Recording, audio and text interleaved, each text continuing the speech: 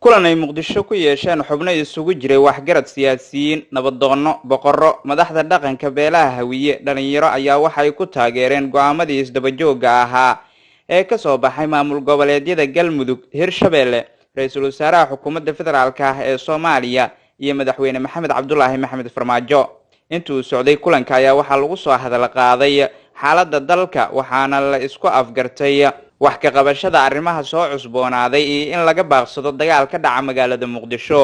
qaar ka mid ah xubnihii ka soo qayb galay kulanka ayaa hadaladoodii waxaa ka mid ahaa soo dhaweynta isbedeladii siyaasadeed ee shalay iyo xalay isdaba joog ahaa ka soo yeeray madaxda qaranka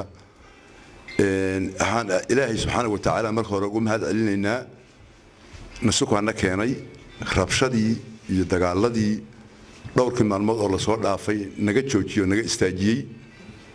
waxaan kaloo halkaan rabaa inaan ka soo dhaweeyo intaan la wadaago madaxdii ka soo bilaabay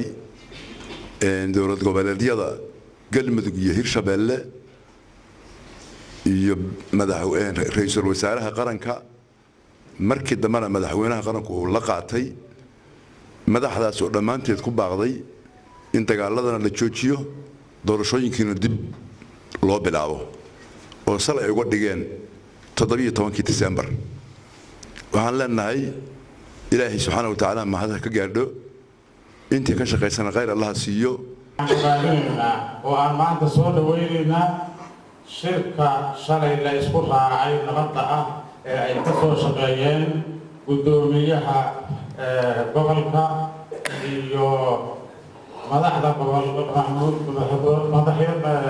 gudoomiyaha gobolka madaxda maamul goboleedyada iyo cali ninka la yiraahdo ra'iisul wasaaraha Roble madaxweynaha jamhuuriyadda federaalka Soomaaliya dhammaan go'aanka ay gaareen aadaan u soo dhaweynaa waa ogaadina waa soo dhaweynaa waa taageeraynaa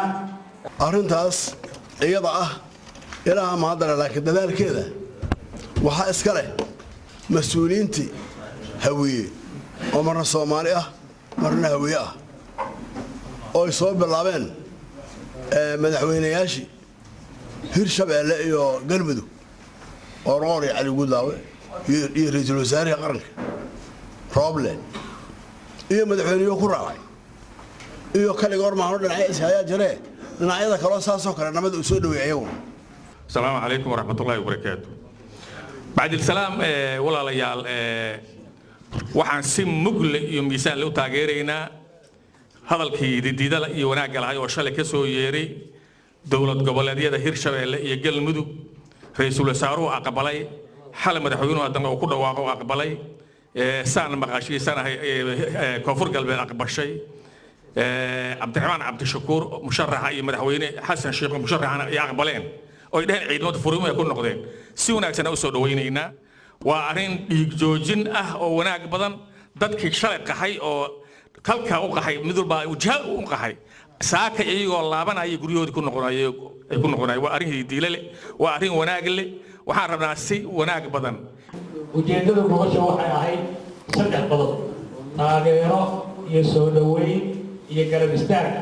go'aankii masiiriga ahaa ee ummadda Soomaaliyeed ee u baahnay runtii waqti ku habboon la qaatay waxaan uga mahad celinaynaa madaxda maamul goboleedyada Hirshabelle iyo Galmudug iyo ra'iisul wasaaraha jamhuuriyadda federaalka Soomaaliya oo go'aankaas saldhig iyo public u ahaa wuxuu ahaa go'aan loo baahan yahay shalay waxaan taageernay oo soo dhaweynay annagoo ku hadlaynaa magaca dadka Muqdisho degan go'aankii ay baarlamaanku qaateen maanta waxaan soo dhaweynaynaa maadaama isbedel siyaasadeed uu yimid isbedelkaasna maslaxa loo fiday go'aanka madaxdu ay gaartay oo ku salaysan in doorashadii la qabto waqtiga ugu dhowna la qabto muddadii doorashadii qof iyo cod ahaydna maanta aysan munaasib ahayn arrintaas waxaan isleenahay maslaxa la fiday waa uga mahad celinaynaa dhiig joojin bay ahayd